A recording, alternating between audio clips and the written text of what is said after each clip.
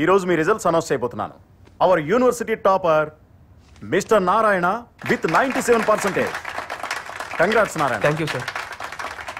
Hour university next topper mister Shashi with 90%. నేనా? నేనే. It's me. నేనే. Arvind, you have failed in 2 subjects. Kiran, what is this? You failed in all subjects. Excuse me. Yes. Shashi. పిలిచింది నన్ను రా పొట్టి flowers. yes మీరు topper కదా, subjects లో ఏమైనా డౌట్స్ వస్తే క్లియర్ చేస్తారా? మీ డౌట్స్ ఎవరు క్లియర్ చేస్తారా? Any time. షూర్. ఆడుతూ పాడుతూ ఇట్టే 4 సంవత్సరాలు గడిచిపోయాయి. అప్పుడే ఫైనల్ ఇయర్లోకి వచ్చేసామా అనిపించింది. క్యాంపస్ ఇంటర్వ్యూస్ కాన్ఫిడెంట్గానే ఉన్నా. Okay, you are selected. Thank you sir. Congratulations. Thank you.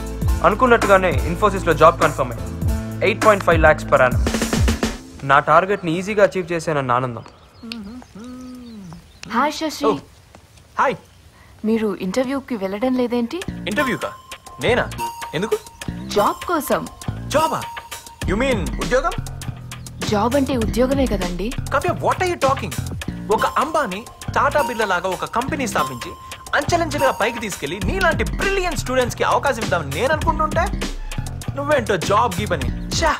తప్పకుండా మీ కళ నెరవేరుతుంది. అచీవర్స్ అనుకున్నది సాధించి తీరుతారు.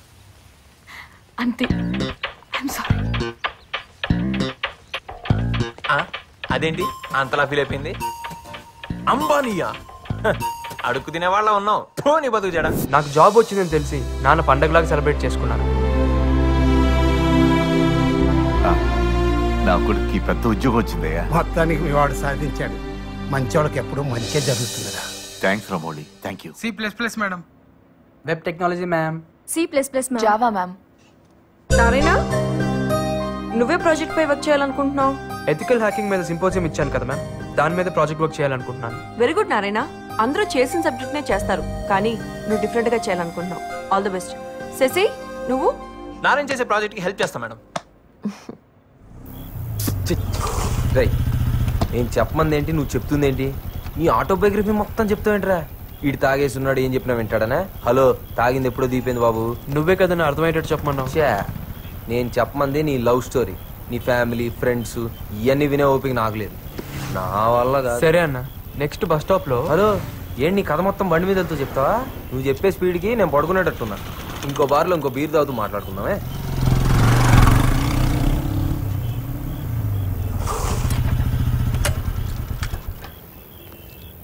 పద.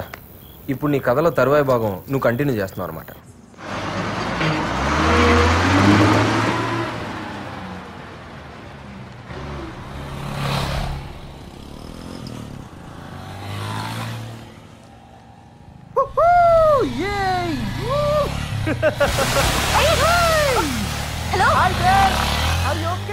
ప్రతిరోజు వీడి టార్చర్ భరించలేకపోతున్నామే. ఒకసారి పడితే చూడాలని ఉంది.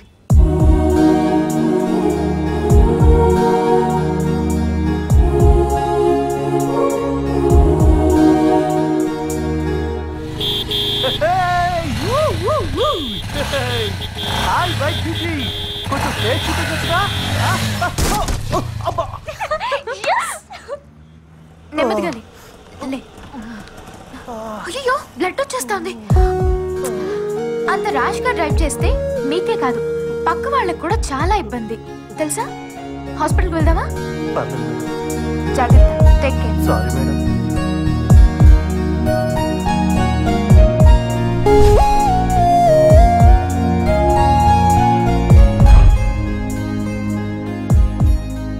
అమ్మాయిల మీద ఏ ఒపీనియన్ లేని నేను ఫస్ట్ టైం ఒక పాజిటివ్ యాటిట్యూడ్ ఉన్న అమ్మాయిని చూశాను.